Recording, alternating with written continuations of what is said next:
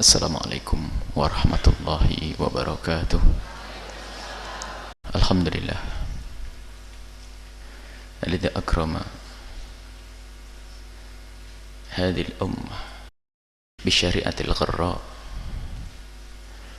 syari'ati habibina sayyidina Muhammad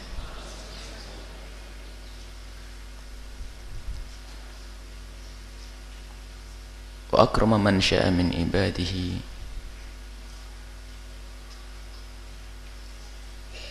بحسن المعاملة بتلك الشريعة الغراء، فأعانهم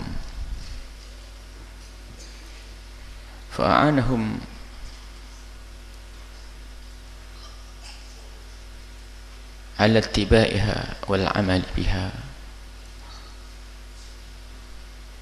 وصلاة الله وسلامه على حبيبنا وشافئنا ومولانا سيدنا محمد وعلى آله المطهرين وأصحابه الطيبين والتابعين له بإحسان إلى يوم. اللهم يا ربنا أرنا الحق حقا وارزقنا اتباعه، وأرنا الباطل باطلا وارزقنا اجتنابه. اللهم يا ربنا افتح علينا فتوح العارفين، warzuqna ya Rabbana fahman nabiyina wa hifdhal mursalina wa ilhamal malaikatil muqarrabin. Warzuqna ya Rabbana hubbal Qur'an wa fahmal Qur'an wal amal bil Qur'an.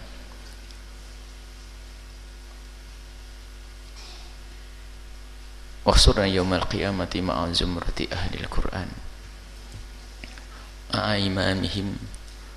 Warzuqna ya Rabbana taubata qabla al-maut wa syahadata inda al-maut wal jannata ba'da al-maut. Amma ba'du.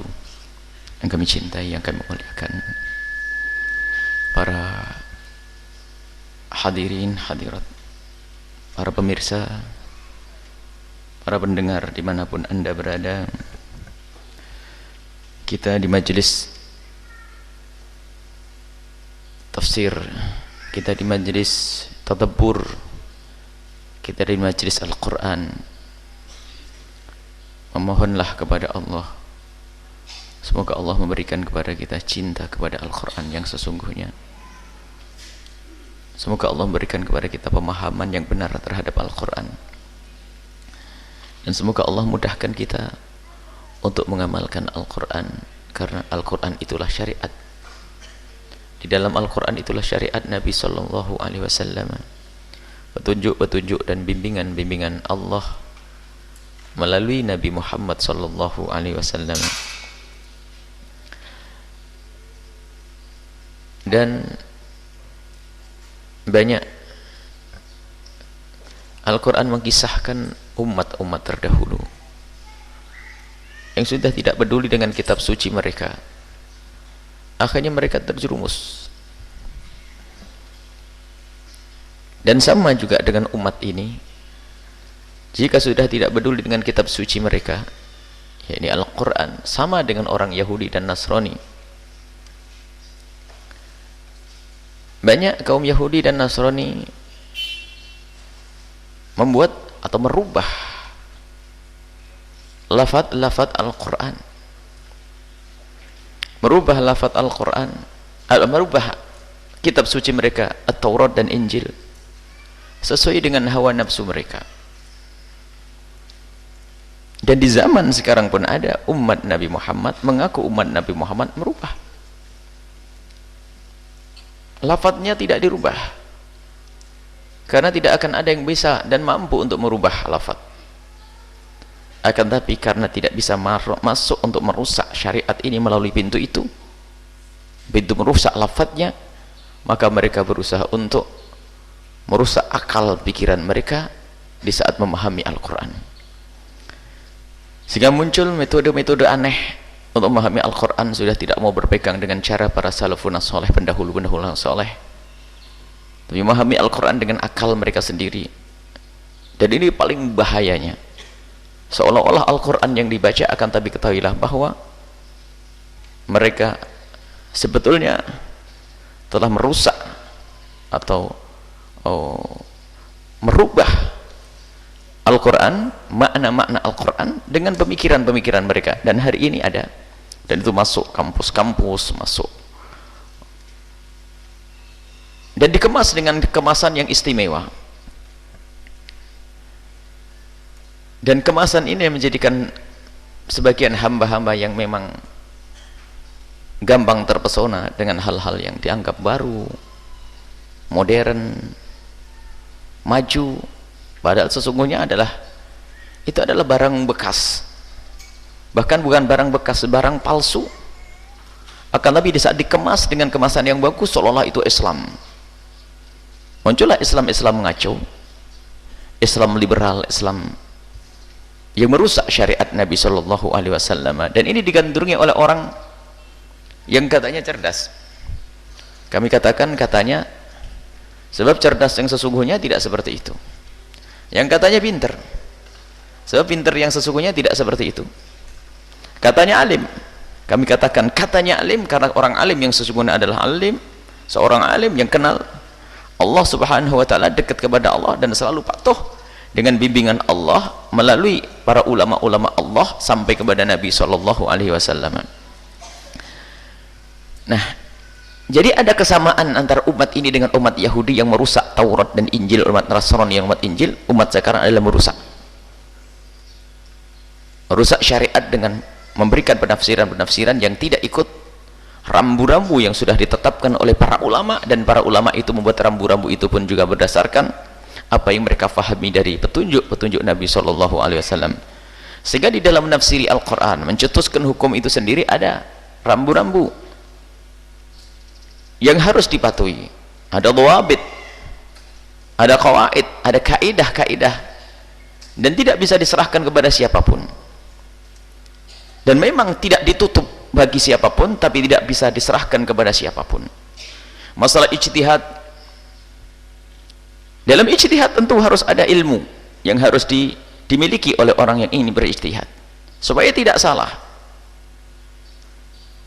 Dan ada yang namanya tahassus atau spesialisasi. Kalau orang tidak menekuni bidangnya, ya tidak bisa disebut sebagai ahlinya. Dan untuk menekuni bidangnya itu tentu harus ada bimbingan dan seterusnya. Ilmu kedokteran sendiri ada tahassusnya. Seorang yang belajar ilmu kedokteran dari dasar terus sampai dia diberi rekomendasi oleh pihak universitas bahwasanya dia layak untuk praktek, dan baru dia bisa praktek kalau sudah diberi surat izin untuk praktek. Seorang dokter. Dan kalau hari ini ada orang pinter membaca buku kedokteran sampai 16 lemari, tiba-tiba bisa besok langsung pasang plang bahwasanya aku adalah seorang dokter, nggak bisa itu. Begitu juga dalam urusan ilmu syariah yang tidak terbukti mempelajari ilmu-ilmu dalam istimbat, ijtihad dan seterusnya. Lalu kalau tiba-tiba besok berfatwa atas dasar pemikiran mereka, ijtihad mereka, tidak dianggap. Seperti orang baca buku kedokteran langsung besok jadi dokter begitu, ditertawai sama orang. Nggak bisa. Jadi harus ada. Nah, ke ilmu syariat itu harus ada pakarnya, ada ahlinya, dan kepada ahlinya lah kita patuh. Seperti halnya ilmu kedokteran, kepada ahlinya lah kita patuh.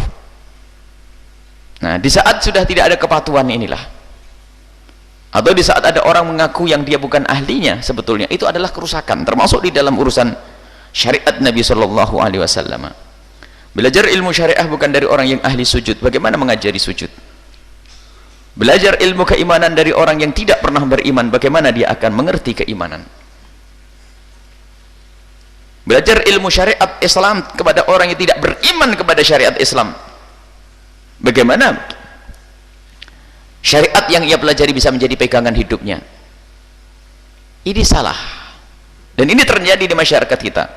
Berbondong-bondong umat Islam dikirim ke satu negeri untuk belajar ilmu agama Islam dari dosen, profesor-profesor yang tidak pernah kenal sujud, tidak pernah kenal Nabi Muhammad sallallahu alaihi wasallam. Nah, dari sanalah nanti awal kehancuran.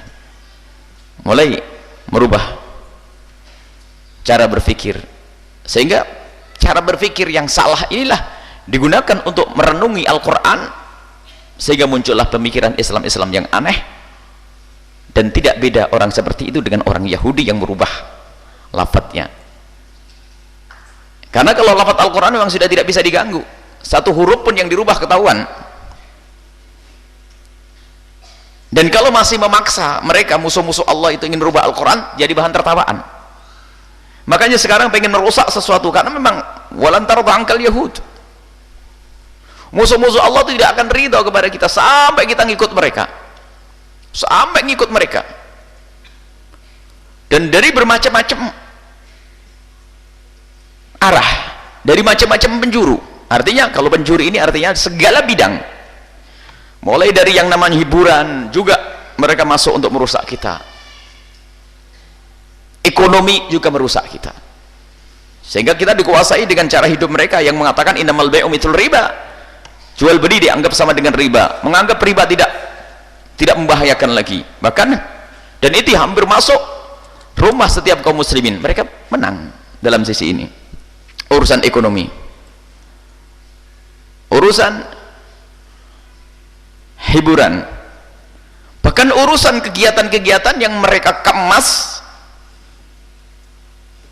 Dan yang paling meramaikan pun adalah umat Islam, naudzubillah. Yang bulan ini kita harus waspada dan siap-siap akan adanya satu musibah besar. Semoga anak kita tidak tergolong orang yang kena musibah tersebut, yaitu musibah tahunan mengagungkan satu acara yang dibesarkan oleh musuh-musuh Allah, yang mereka hanya ingin merusak umat Islam, yaitu acara Valentine Day. Tidak diperkenankan karena apa? Asal usulnya juga tidak jelas. Kemudian di dalam acara tersebut adalah acara yang mengenalkan anak-anak muda untuk bercinta yang haram. Dan memang kalau sudah pakai simbol cinta semuanya tergiur. Dan ayat ini, ayat yang akan kita baca adalah peringatan bagi kita tentang hal-hal yang semacam itu. Baik, kita baca ayatnya dahulu. Lanjutan dari yang kemarin, kita masuki ayat yang ke-44. A'udzubillahi minasyaitonirrajim. Bismillahirrahmanirrahim.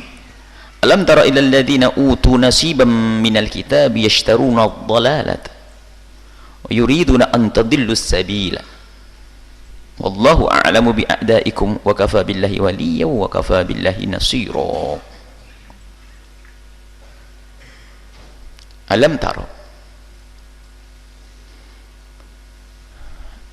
wahai Muhammad, tidakkah kau lihat tuh? Maksudnya Nabi sudah melihat, hanya dikukuhkan lagi tuh. Kalau alam tara bukan Nabi tidak melihat, Nabi sudah melihat tapi dikukuhkan lagi. Itu loh, alladzina utul kitab, utu nasiban minal kitab, orang yang mendapatkan kitab. Orang Yahudi, ini turun untuk orang Yahudi yang mereka punya kitab Taurat, diberi oleh Allah kitab suci untuk jadi pegangan. Akan tapi ketahuilah, diberi oleh Allah kitab suci sebagai pegangan, tidak mau dijadikan pegangan, akan tapi malah dirubah demi kepentingan dunia mereka. Sehingga waktu mereka merubah kitab suci mereka itu demi kepentingan dunia mereka, digambarkan seperti mereka menjual agamanya demi dunia. Yashtaruna ad-dhalalata, dia lebih memilih kali, kalau yashtari itu membeli, dibayar dengan hidayah, dibayar dengan kebenaran, kebenarannya dijual lalu diambil ad-dhalalata, kesesatan. Yang sudah sesat gak cukup, dan begitulah sampai hari ini mereka itu. Mereka juga tidak senang sebetulnya kalau melihat anaknya bejat. Mereka tidak senang kalau berzinaan terjadi kalangan mereka sendiri, gak mau. Karena berzinaan bagi mereka juga bukan suatu yang baik bagi Yahudi dan Nasrani. Enggak. Jangan dianggap berzinaan adalah sesuatu yang direstui bagi mereka.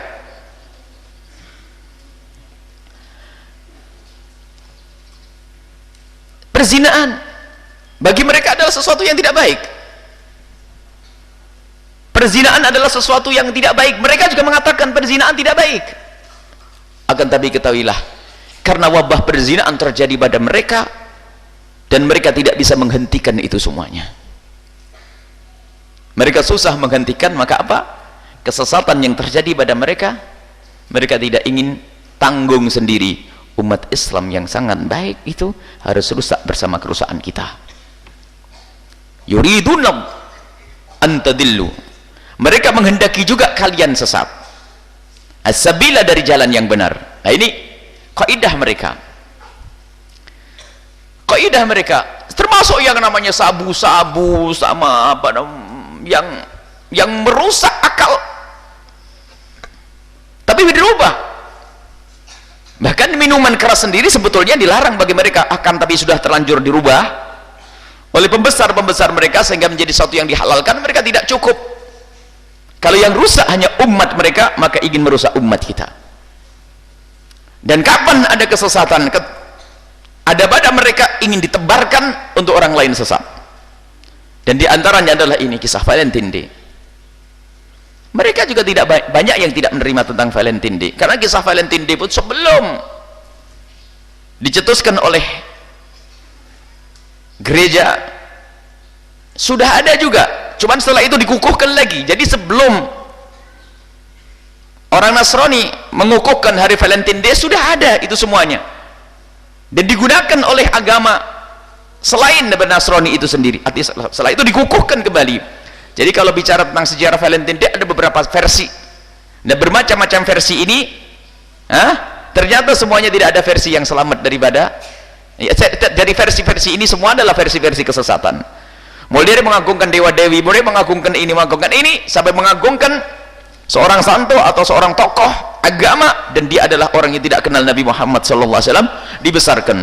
Akan tapi itu membesarkan ini semua kalau pakai atas nama seorang santo, atas nama seorang tokoh kafir, orang akan tidak mau. Akan tapi dikemas dengan sesuatu yang disepakati oleh manusia, yaitu istilah bahasa cinta, kasih sayang. Makanya hari kasih sayang sedunia dahsyat, dan mereka punya propaganda, mereka punya media, mereka punya suara, dan yang tertipu pertama kali adalah umat Islam. Na'udzubillah.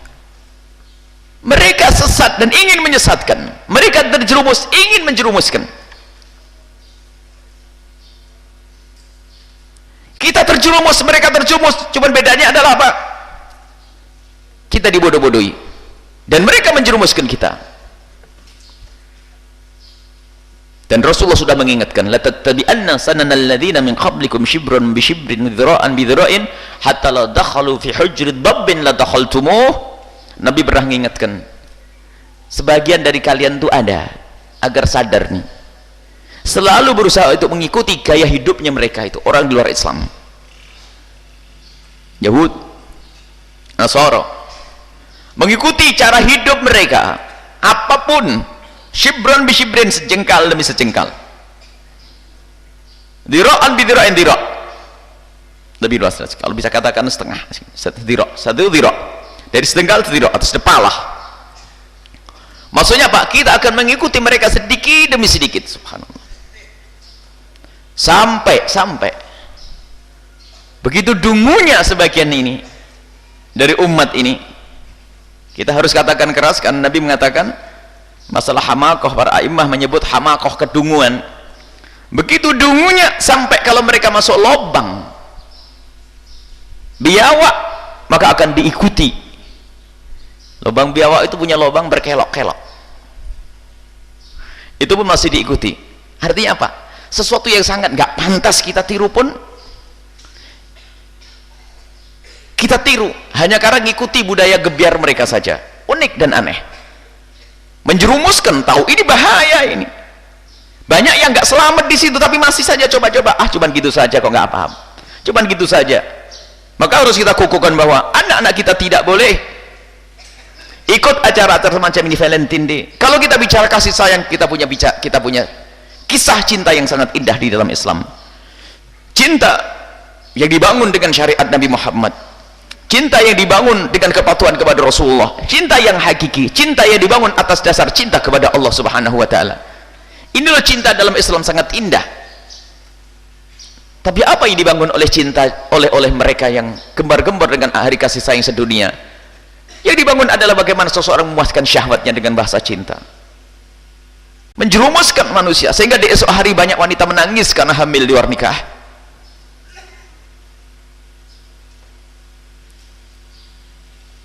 Atau seorang ibu terlanjur menyesal karena apa, anaknya sudah tidak bisa ditahan lagi karena dia sudah terkena budaya bebas seks, dan seterusnya. Itu buah daripada kedunguan. Tidak pernah peduli kalau ini adalah budaya-budaya yang tidak boleh kita ikuti, maka hukumnya haram.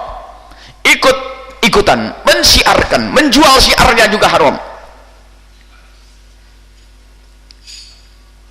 Pakai baju pink bukan dilarang, akan tapi tolong dihindari di tanggal 14 untuk pakai baju pink,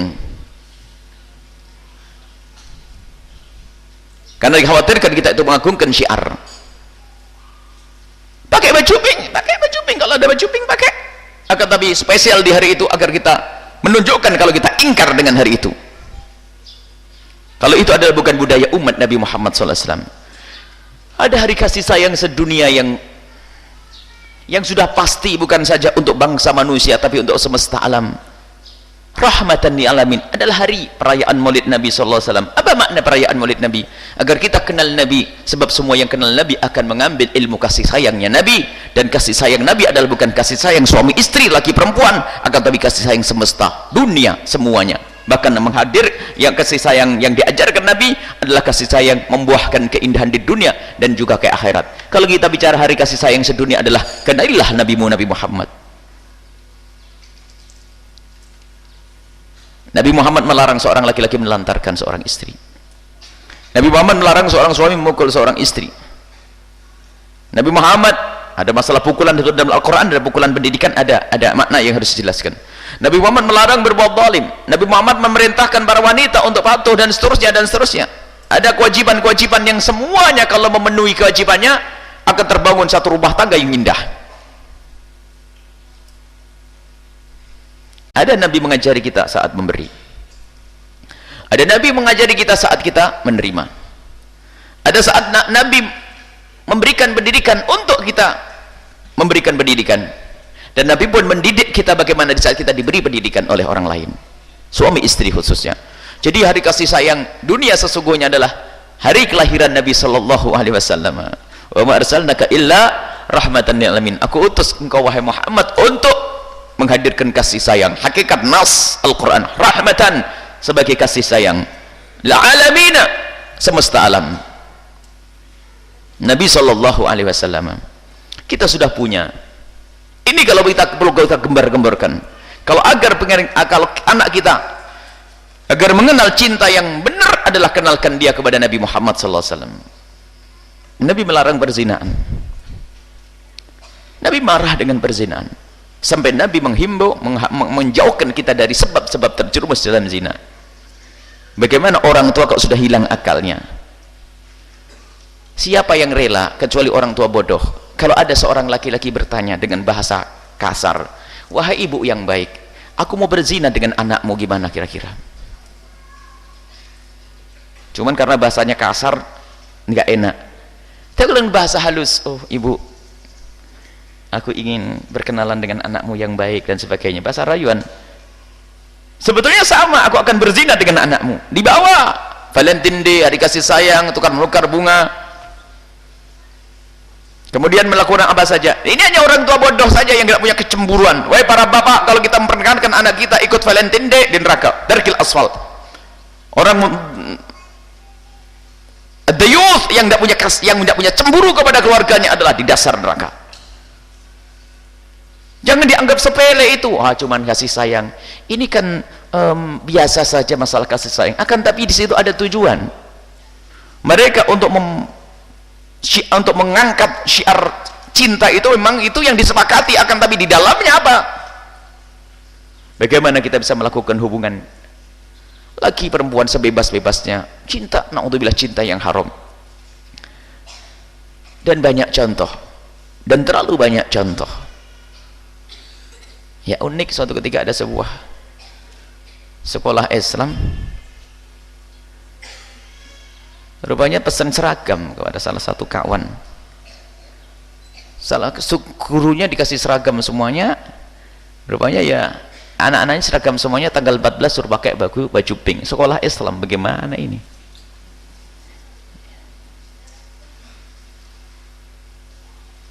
Maka jangan sampai setelah hari ini ada perusahaannya Pak Haji, atau warungnya Pak Haji, atau sekolahnya Ustadz ada pakai seragam pink-pink. Tidak ada itu. Harus kita tegas bahwa yang Valentine Day adalah bukan budaya kita, dan itu adalah, kalau kita mensyiarkan budaya ini adalah kita akan bersama mereka. Man tasyabaha biqaumin fahuwa minhum, barang siapa yang menyerupai satu kaum maka bersama mereka. Di sini disebutkan bahwasanya orang-orang Yahudi yang mendapatkan kitab suci utu nasiban minal kitab, mereka punya kitab suci dirubah sehingga mereka menjadi sesat. Dan setelah mereka sesat ternyata apa? Mereka punya 3 kesalahan. Yang pertama adalah merubah, di sini adalah merubah sifat-sifat Nabi SAW. Dan merubah sifat Nabi Muhammad SAW itu bermacam-macam caranya. Kalau kita paham merubah sifat Nabi, kalau Yahudi mensifati Nabi dirubah di dalam Taurat.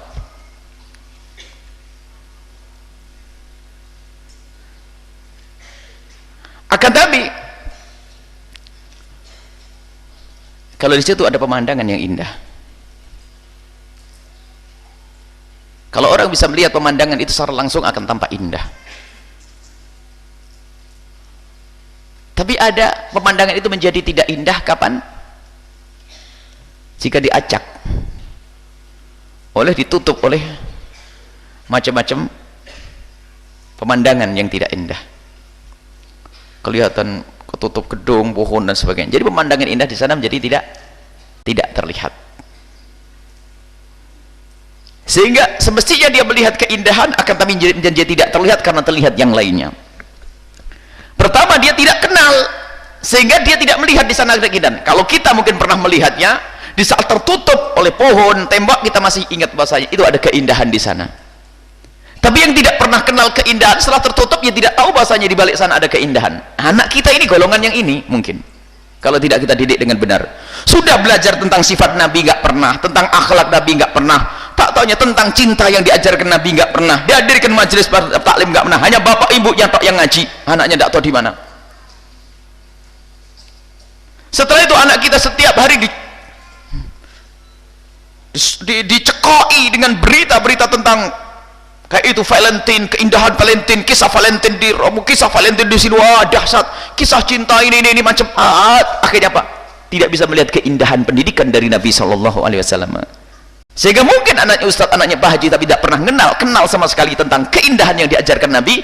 Karena dia tidak pernah keindahan yang diajarkan Nabi, maka sebetulnya di hati kecilnya rindu keindahan, ia belajar ilmu keindahan dari selain Nabi SAW. Tersesatlah kita. Itu sama merubah tadi itu. Dengan tidak kita tidak mengenalkan anak kita kepada Nabi Muhammad, pendidikan Nabi, ajaran Nabi, sebetulnya kita seperti merubah Nabi, merubah sifat Nabi. Kenapa? Anak kita menjadi tidak bisa mengenali Nabi. Ya, tidak bisa mengenali Nabi itu sama dengan merubah sifat Nabi. Kalau orang Yahudi merubah di dalam Tauratnya, tapi kalau kita dengan tidak memperkenalkan, ya tidak tahu. Sebab sifat-sifat Nabi disebutkan dalam kitab Taurat agar orang pada menanti dan tahu, sehingga di saat datang waktunya Nabi Muhammad, mereka bisa langsung menyambut Nabi Muhammad.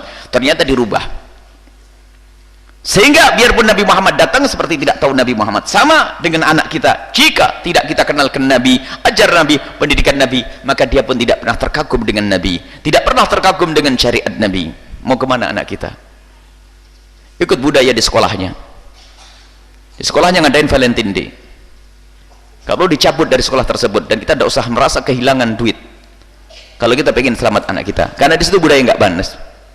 Tanggung setengah tahun lagi, setengah tahun masuk neraka, harus keras urusan begini. Sehingga kalau perlu wali murid itu protes, di situ tidak boleh ada Valentine. Yang punya iman, ini harus betul-betul kita perangi yang demikian ini. Agar apa? Jangan dibiasakan anak kita ikut-ikutan budaya seperti itu. Belum lagi tahun baru Masehi, belum lagi Natalan, belum lagi macam-macam. Lihat Valentine Day, kita terus bertubi-tubi kena musibah ini. Baik, mereka ingin menyesatkan kita, mereka punya upaya dibiayai ini. Naudzubillah, ada buku yang dijual baru-baru ini pas mendekati Valentine Day. Ada satu buku yang saatnya apa? Aku berpacaran bagaimana dia sendiri. Hah? Lihat di situ bagaimana di saat sampai bab gimana jika pasanganmu menginginkan untuk berhubungan. Dengan spontan ditulis itu adalah alami, nggak ada masalah, asalkan kau rela dan sebagainya. Apa ada ngerusak anak-anak kita? Allah. Herannya kok bisa terbit ini dengan buku itu. Nah ini ada buku semacam itu. Jadi situ memang ada bab bagaimana kan pacaran kan bertahap, mulai dari ini. Gimana kalau tiba-tiba pasangan mau mengajak berhubungan? Dikatakan bahwa itu sesuatu yang alami. Pas ini sebelum Valentine Day. Itu alami, itu wajar saja asalkan kau dengan lega, sukarela. Gimana lega? Nafsunya sudah bangkit semuanya dari berhari-hari sudah dipupuk. Gimana enggak lega semuanya? Naudzubillah. Mau jadi apa anak kita ini? Siapa yang kita salahkan? Apakah penulis kita salahkan? Penulis memang tidak punya keyakinan bahwasanya kemuliaan dalam Islam. Dia menulis sesuai dengan keyakinannya, akan tapi yang jadi masalah kita itu yang suka ikut-ikutan itu loh. Sudah jangan banyak nyalain orang kita. Valentine Day ikut, ini ikut. Masya Allah. Baik. Inilah mungkin yang harus kita hadirkan pada kesempatan ini. Wallahu a'lamu bi'adaikum. Allah lebih tahu tentang musuh-musuh kalian semuanya. Allah mengetahui musuhmu itu siapa. Makanya dijelaskan musuhmu itu dengan itu biasanya merubah kebenaran, mengemas kebatilan sebagai kebenaran ya. Itu kan kebatilan yang dibungkus dengan kalimat yang sangat indah yang diajarkan oleh Rasulullah. Bahkan suatu ketika ada yang berdalil, seorang ustadz, lah kan Nabi mengajarkan kasih sayang, kenapa kita menyerayakan hari kasih sayang tidak boleh? Bukankah orang yang saling mencintai karena Allah kelak akan mendapatkan satu istana istimewa di surga nanti? Waduh, dikemas dihancur-hancurin. Valentine Day ngajak zina, paham atau tidak? Ngajak nggak bener.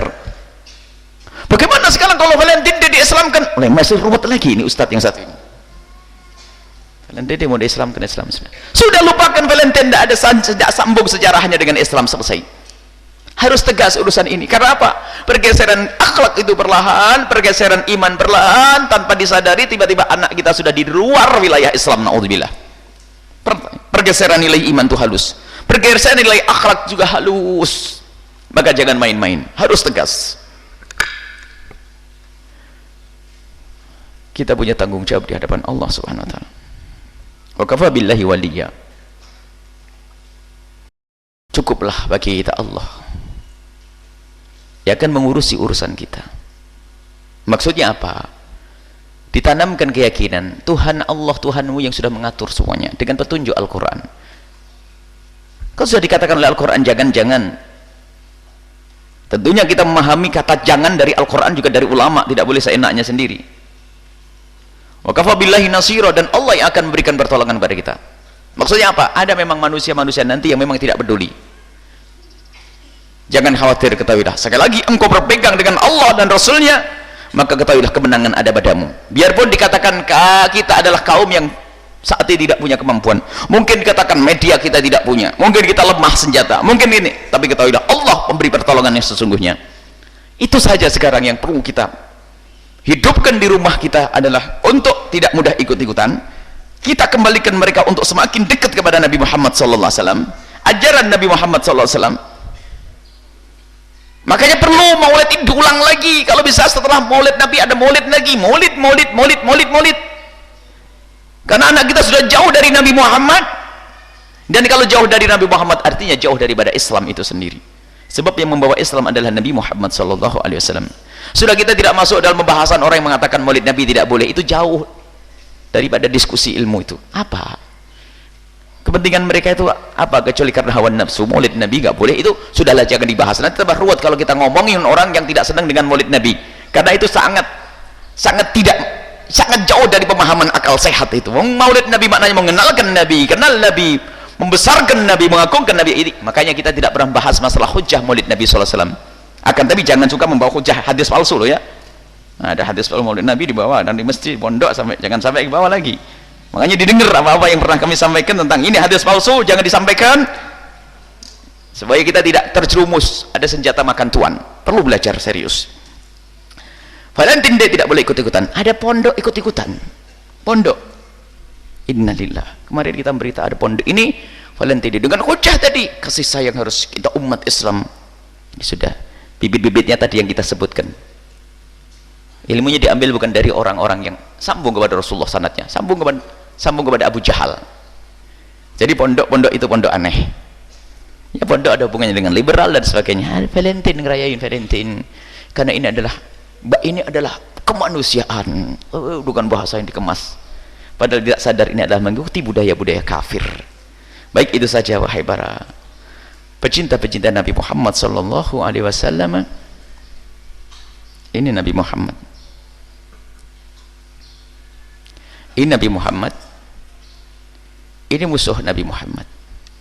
Budaya-budaya musuh Nabi Muhammad. Kalau kita berada di tengah, semakin kita dekat dengan musuh Nabi Muhammad, maka kita semakin jauh dari Nabi Muhammad. Semakin kita dekat dengan Nabi Muhammad, secara otomatis semakin jauh dari musuh Nabi Muhammad. Harus seperti itu prinsip.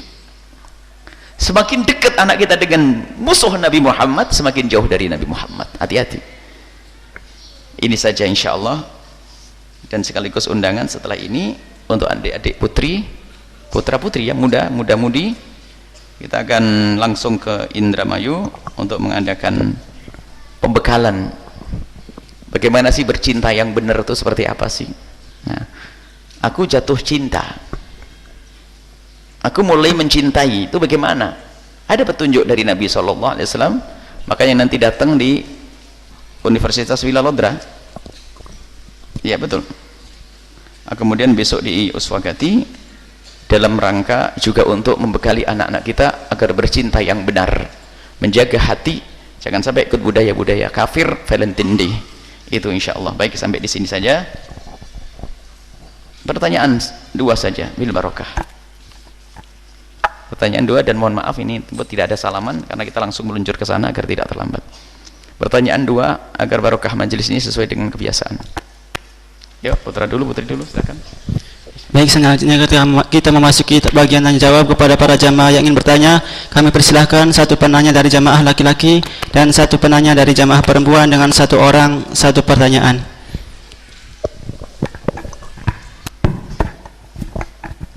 Assalamualaikum warahmatullahi wabarakatuh. Assalamualaikum. Mau bertanya Bu ya, di kampung kami sana tuh banyak kebiasaan. Salah satunya saya mau bertanya terlebih dahulu.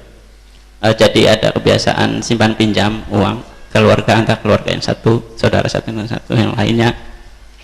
Uang ini dihitung dalam bentuk barang. Misalnya terjadian di sana tuh, saya ada hajat ingin membuat sebuah rumah.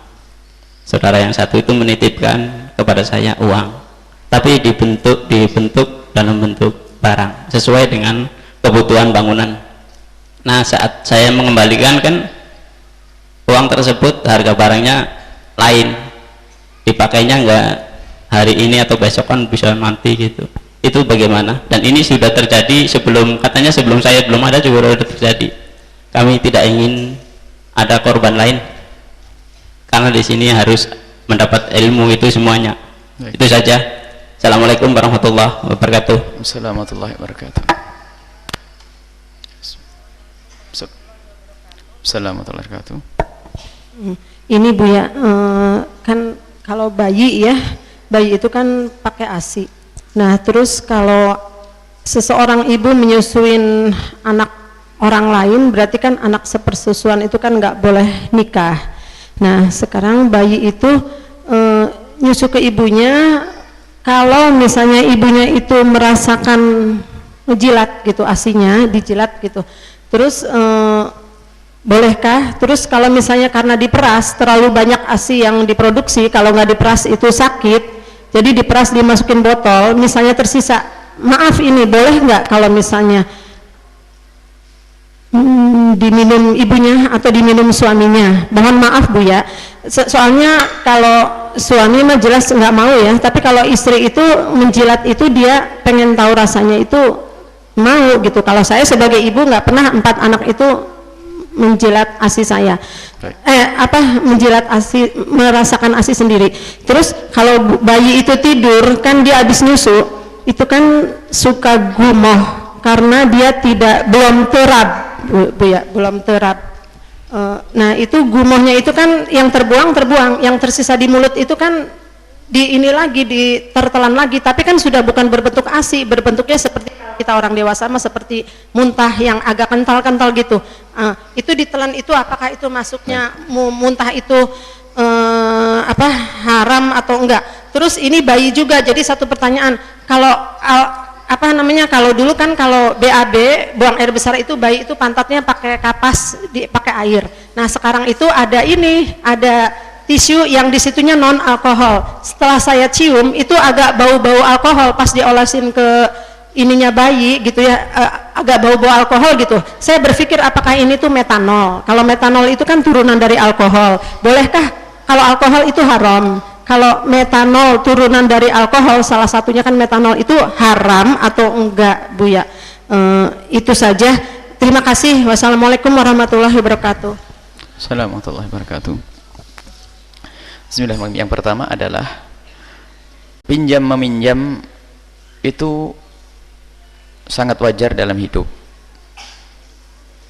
sehingga Islam mengatur. Dan umumnya orang pinjam adalah orang butuh, sehingga Islam pun membatasi. Jangan sampai ada orang memanfaatkan dalam kesempitan saudaranya, sehingga kalau ada orang meminjamkan apapun kepada saudaranya, dikembalikan dalam kadar yang serupa, sama, tidak boleh lebih. Kalau lebih namanya riba. Dan jangan main-main urusan ini. Itulah indah. Nah ini cinta yang diajarkan oleh Islam. Yang menyeru Valentine Day itu ternyata masih pakai riba. Orang pinjam balik harus lebih. Lihat, nyiksa saudaranya tuh. Sampai berapa banyak orang nggak bisa bayar itu. Mana kasih sayang sedunia? Islam mengajari kalau kita meminjamkan uang kepada saudara kita, memang peminjam ini atas dasar pertolongan. Kalau jual beli mah beda. Kita transaksi jual beli lain. Untung saya menjual, saya belanja dengan harga 10.000, saya jual 12.000, wajar. Karena saya jual beli. Tapi kalau sudah peminjaman, sebab umumnya orang pinjam adalah butuh, maka jangan kau siksa dia. Kemanusiaanmu itu mana? Rasa cintamu kepada selama mana? Beri pertolongan dia. Dan kalau ingin mengembalikan, jangan lebih. Itulah kasih sayang sedunia yang diajarkan oleh Nabi Muhammad SAW. Sudah nyeru riba di sana sini masih katanya kasih sayang sedunia. Apa itu? Di mana ini? Mana pertolongan yang sesungguhnya? Bahkan lebih dari itu Islam mengajarkan memberi. Kalau jual beli yang benar itu nggak boleh bohong, kasih sayang sedunia, dia nggak boleh bohong. Sampai aturan-aturan jual beli itu adalah kasih sayang sedunia.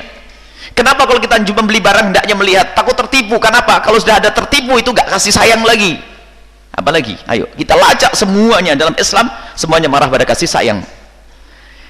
Nah kalau ada orang meminjam kemudian pengembalian dalam bentuk barang, itu sebetulnya dari pihak yang meminjamkan itu tidak ingin ada yang merosot nilai uangnya tadi. Nah maka ada cara. Kalau caranya salah masuk bab riba. Kalau orang meminjamkan duit maka harus dikembalikan duit. Kalau orang pinjam beras harus dikembalikan beras. Kalau orang pinjam duit dikembalikan beras tidak sah kecuali ada transaksi baru, saya jual beli beras. Nggak sah.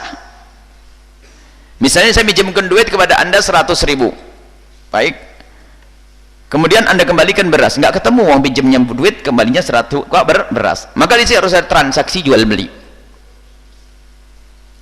Adapun bagaimana agar selamat, saya meminjamkan uang kepada Anda biasanya semen, kalau bangunan kan gitu. Jadi kalau semen kan biarpun harga berubah kan tetap sekarung. Dulu semen 37.000, sekarang 67.000, kan begitu. Caranya begini, Anda mewakilkan kepada orang yang pinjam duit kepada Anda untuk membeli barang seperti yang dia inginkan. Misalnya saya ingin meminjamkan kepada Anda duit 180.000, karena harga semen berapa? 60.000. 180.000 atau 160.000, berapa? 6 kali 2 itu berapa sih? 120.000 nih, enggak tahu hitung-hitungan ini. Kasihan ya. 120.000. Baik, saya memberikan uang kepada Anda 120.000, saya minjemkan uang 120.000, cuman saya pengen Anda membalikannya semen, cuman saya ambil nanti 4 tahun yang akan datang. Caranya bagaimana? Pak, ini duit 120.000, tolong engkau menjadi wakil saya untuk beli semen. Anda beli semen, berarti semen milik saya, kemudian Anda memakai semen tersebut, baru nanti sah waktu mengembalikannya adalah dalam bentuk semen. Sama kasusnya, tinggal yang benahi adalah transaksi, harus ada transaksinya yang jelas. Jadi saya mewakilkan kepada Anda untuk belanja semen, betul Anda pergi ke pasar belanja semen atau beras. Aduh, saya perlu beras 1 karung nih, cuman saya pinjam duit, nanti saya kembalikan 1 karung. Berapa 1 karung harganya? 125.000. Oke, saya beri duit 125.000, tapi jangan dikembalikan duit 125.000, saya pengen kau kembalikan 1 karung beras. Caranya kemana? Duit 125.000 kau belikan beras seperti yang kau inginkan, seperti yang Anda inginkan. Akan tapi nanti Anda menjadi wakil saya untuk beli beras, dan beras Anda pinjam, nanti dikembalikan lagi kepada saya berapa senilai beras tersebut. Seperti itu. Jadi ada yang menjadikan benar adalah transaksinya itu dulu. Kalau tidak pakai transaksi yang benar adalah salah. Baik, itu saja insyaallah. Harus dirubah perlahan, diajari yang benar, nanti insyaallah ketemu judulnya. Loh, enggak, dia enggak, ternyata enggak beli beras. Loh, untuk beli apa? Ya kan mesti ada dilacak lagi. Untuk beli apa? Untuk beli yang lainnya. Beli yang lainnya biasa beli nanti. Jadi ada harus, karena orang butuh itu betul-betul kita perhatikan. Kalau memang dia butuh betul, kenapa kok tidak diperkenankan kita pinjemin dia? Pinjemin dia. Kalau ternyata untuk sekolah, ya udah, kalau urusan sekolah tidak usah dimacem-macem. Mungkin bisa saja nanti dikemas lagi ya. Penting itu ya, memang yang menjadikan halal haram itu transaksi. Ya sudah, pokoknya kalau pinjam beras, kenapa kok dia beli ke beras? Biar dia kalau punya tempat untuk jual. Kalau kita minjemin beras, dia sudah beras. Sebab ini kekhawatiran orang yang meminjamkan itu kalau duitnya kurang gitu loh. Jadi nilai dakwahnya sudah, nilai nolongnya sudah hilang lagi nanti. Maksudnya saya pengen nolong sih, tapi juga tidak pengen rugi. Nolong. Ketahuilah bahwa orang Ansor dan para kekasih Allah itu kalau sudah rindu kemuliaan, dia rela rugi. Pinjamin duit, apalagi untuk sekolah. Kalau perlu kita kasih, gitu saja. Jadi intinya adalah menjadikan sah adalah transaksi tadi, dirubah. Biasanya pembangunan semen, bangunan beras dan sebagainya. Kalau bangun pinjam padi, beras dan sebagainya itu. Karena kalau beras itu ya tetap sekarung. Hanya bedanya harga, kalau dulu sekarung cuma berapa ribu, kalau sekarang jadi berapa puluh ribu. Saya rugi dong kalau pinjam duit nanti. Nah, ini urusannya hitung-hitungan rugi, berarti tidak ada niat nolong dia. Dia sebenarnya niat berdagang tapi caranya halus, masuknya bab riba nanti. Wallahu a'lam bishawab. Kemudian yang kedua adalah, Ibu ini pernah juga ditanyakan di sini. Jadi kalau sudah tahu rumusnya memahami saudara sesusuan itu gimana sih? Kalau sudah ketemu judulnya, bawahnya paham. Anak itu baru akan dianggap sebagai anak sesusuan, lalu dengan saudara sesusuan, Anda sebagai seorang suami mempunyai seorang istri. Istri Anda mempunyai air susu. Kemudian ada seorang yang menyusu, anak kecil yang menyusu kepadanya. Anaknya dia adalah, anak tersebut adalah anak Anda sebagai seorang bapak. Namanya anak sesusuan. Dengan anak-anak Anda saudara sesusuan, tidak boleh saling menikah. Akan tapi baru dianggap sebagai anak sesusuan itu syaratnya apa sih? Ada 2 syaratnya. Syarat yang pertama adalah waktu menyusu adalah sebelum melewat 2 tahun Hijriah. Sebelum lewat 2 tahun Hijriah. Kemudian yang kedua adalah 5 kali susuan yang mengenyangkan. Khamsa rada'at ishbi'na. Maksudnya mengenyangkan itu tidak bisa bayi ditanya, kamu kenyang belum dek? Tidak bisa. Maksudnya mengenyangkan itu adalah jika seorang bayi sudah berpaling dari air susu dengan sendirinya, itu tandanya kenyang. Lepas, sudah tidur, melek lagi, minum lagi, itu yang kedua. Lah ini pasti kalau syarat ini tidak terpenuhi, tidak akan menjadi saudara sesusuan. Misalnya Anda kebanyakan susu, jual susu atau berikan bagi-bagi misalnya. Ya orang yang minum susu kalau di atas 2 tahun tidak akan menjadi saudara sesusuan. Kadang-kadang pertanyaan, nah bagaimana kalau bapak ikut nyusu, berarti bapaknya jadi nggak boleh dong menikah dengan, nggak masuk. Ini pertanyaan unik, pertanyaannya yang nggak ngerti kaidah ini. Berarti ini kalau ibu kan ibu ini masih ada apa ini, kalau ibu kan tidak tanya ini. Nah ini tidak ada kaidah, yang sudah ngerti ini, kalau ibu kan belum tahu. Ya diminum susu bapaknya ya nggak bakal menjadi, wah berarti saya dengan anak saya sudah di saudara sesusuan. Nggak ada itu. Kemudian masalah boleh tidaknya air susu bukan sesuatu yang haram, bukan sesuatu yang najis. Akan tapi air susu kalau diminum oleh bapaknya ya memang tidak wajar, aneh kalau rebutan sama anaknya. Ya boleh saja sesuatu yang suci. Ya. Cuman ya. Dan apa memang betul ada? Paling mohon maaf, paling kalaupun ada itu adalah suka-suka seorang suami dalam rangka apa, mungkin bermesraan dengan istri. Kalau sampai seorang suami selalu pesan, mama tolong nanti kopinya dicampur susu, nggak ada itu, aneh itu, hanya orang sakit insya Allah. Mungkin suka-suka dalam bermesraan, mungkin itu saja. Jadi yang wajar kita gitu insya Allah. Nggak ada kalau sampai ada seorang bapak pesan, saya tidak mau pulang kalau tidak ada air susu segelas, nggak ada ya. Kemudian air susu yang sudah dimakan oleh seorang anak, diminum oleh seorang anak kok keluar dalam bentuk gumuh, itu namanya muntahan dan hukumnya adalah najis. Kalau yang nelan anak kecil nggak bisa dilarang, dek jangan ditelan lagi ya dek, nggak bisa ya, dimaafkan anak, kecuali bapaknya yang nelan sama ibunya yang nelan jadi haram. Tidak perlu dikorek, biarkan karena najis. Seperti halnya kalau kita muntah, yang tertelan yang keluar bisa keluar, cuman diambil air, disendokin air putih biar suci. Sebab tanpa disendokin air putih tidak akan menjadi suci. Sendokin air putih 1, 2 sekilanya sudah, itu saja caranya. Mulutnya langsung suci. Adapun mulutnya di sini. Adapun apa namanya, gumuhnya yang ke baju adalah menjadi najis. Baik, itu saja insyaallah. Subhanallah.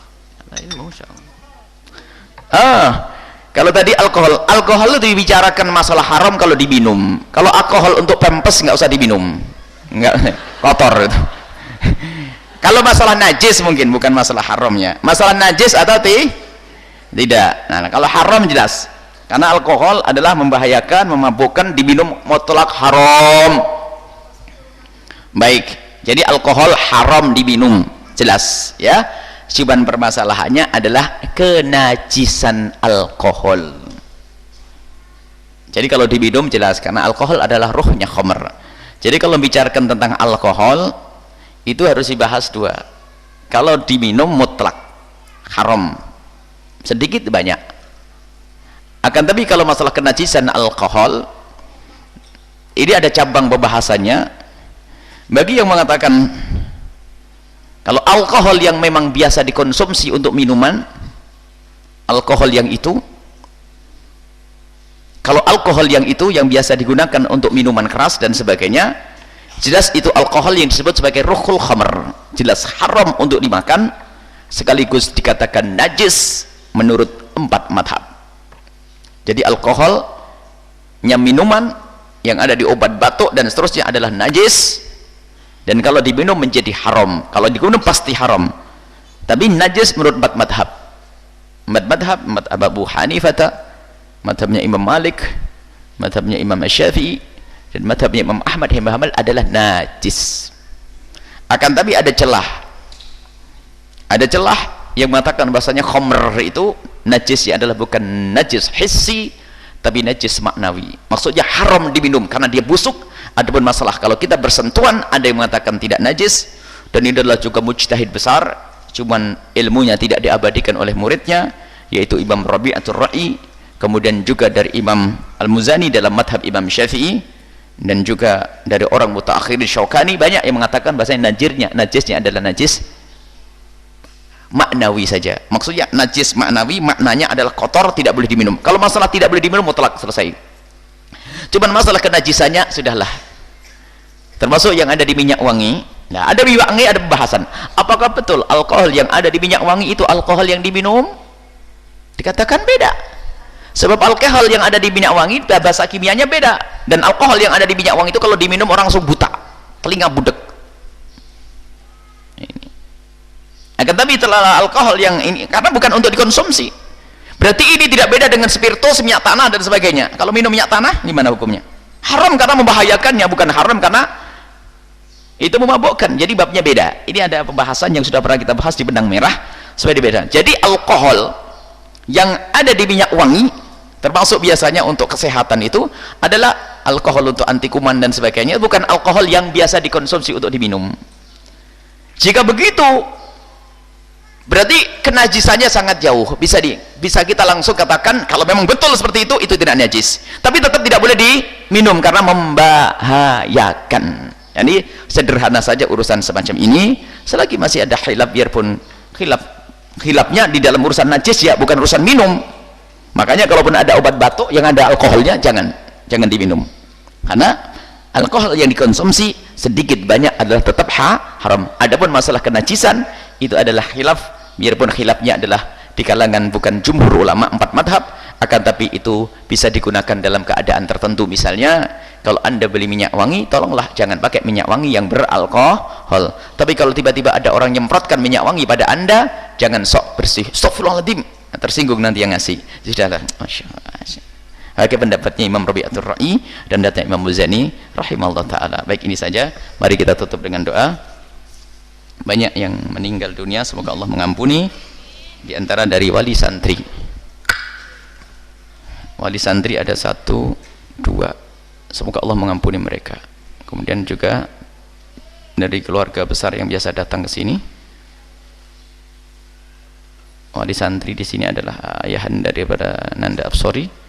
Kemudian wali santri dari salah satu santri putri yang semoga Allah mengampuni mereka semuanya. Dan juga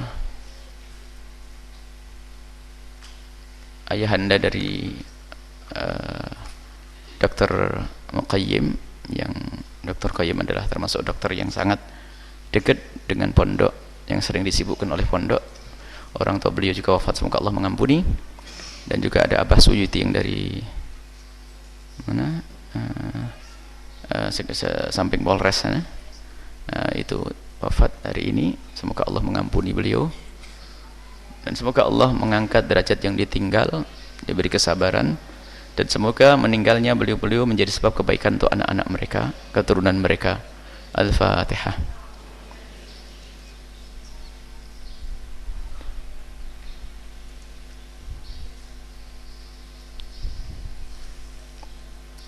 Bismillahirrahmanirrahim.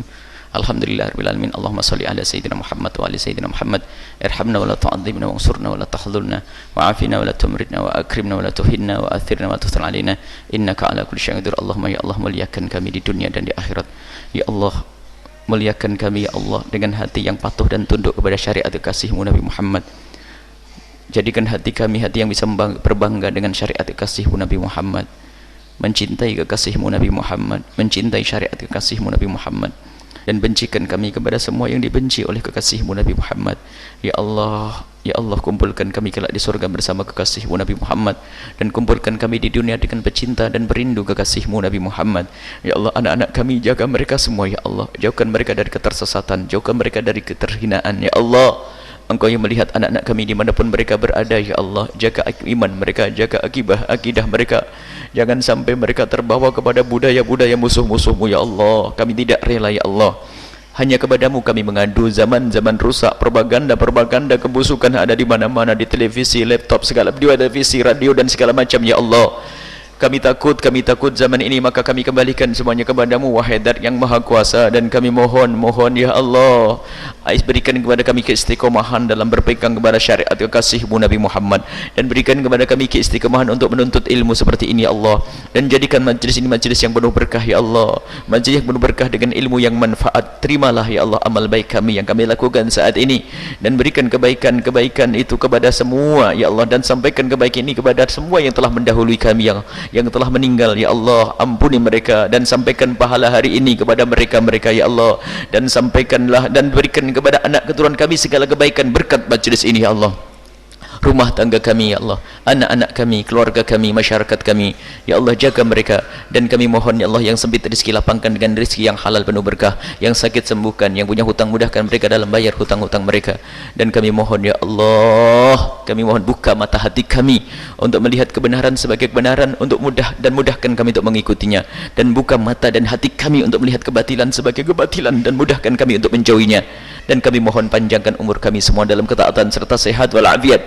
Dan kami mohon berikan ya Allah kepada semua yang berjuang di sini adalah ketulusan, keikhlasan, dan kirimkan ke tempat ini orang tulus dan orang ikhlas ahli surgamu ya Allah. Ya Allah, ahli orang tulus dan ikhlas ahli surgamu ya Allah. Dan jauhkan kami dari menggunjing siapapun ya Allah. Dan kami mohon jika ada orang yang menggunjing kami, jika ada orang yang berbuat zalim kepada kami, jika ada orang menfitnah kami mohon jangan kau timpakan musibah kepada mereka ya Allah, karena mereka juga umat kekasihmu Nabi Muhammad. Jaga mereka ya Allah, jaga mereka ya Allah, ampuni mereka ya Allah, dan jauhkan kami dari dendam kepada mereka ya Allah. Ya Allah, Engkau maha tahu tentang kami dan mereka ya Allah. Jadikan kami hamba-hambamu yang saling mencintai karenamu ya Allah. Dan kami mohon di majelis ini, jika ada orang yang mendengar suara kami ini lalu tersinggung perasaannya ya Allah dengan kalimat-kalimat kami mohon ya Allah, lapangkan hati mereka, gantilah dengan kebahagiaan, gantilah dengan rahmatmu, gantilah dengan keberkahan darimu ya Allah. Jangan kau jadikan kebencian di hati mereka lalu mereka jauh dari kebenaran. Kami tidak ingin ya Allah, yang kami sampaikan adalah sesuatu yang kami duga itu adalah benar ya Allah. Jika salah, ampuni kami ya Allah. Ya Allah, Engkau maha tahu tentang kami, dan kami mohon ya Allah, berikan kepada kami semua husnul khatimah, mati dalam keadaan iman. Dan kami mohon ya Allah, jadikan ucapan kami di akhir hayat kami kelak saat Engkau hendak mencabut nyawa kami ingin saat itu ya Allah hati dan lidah kami mampu mengucapkan kalimat agung dan mulia, la ilaha illallah Muhammadur Rasulullah, la ilaha illallah Muhammadur Rasulullah, la ilaha illallah Muhammadur Rasulullah sallallahu alaihi wasallam. Rabbana atina fid dunya hasanah wa fil akhirati hasanah wa qina adzabannar. Wa sallallahu ala sayyidina Muhammadin wa ala alihi washabihi wasallam. Walhamdulillahi rabbil alamin. Al-Fatihah.